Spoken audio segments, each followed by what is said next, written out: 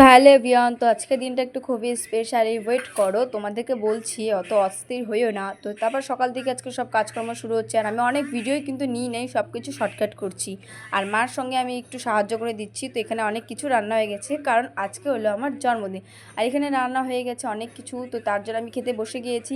আর এখানে চিকেন, ফুলকপির তরকারি, তারপরে মাটন, মাছের মাথা দিয়ে বাঁধাকপির ঘন্ট, পটল চিংড়ি, ডাল, মিষ্টি, বেগুনি চপ, মিষ্টি কুমড়োর চপ, স্যালাড, বেগুন ভাজা, ভেন্ডি ভাজা, আলু ভাজা, আরও কী ভাজা, ওগুলা চাটনি, তারপর শাক, এগুলো সব কিছু আমি খাবো, চিপস, কুরকুরি।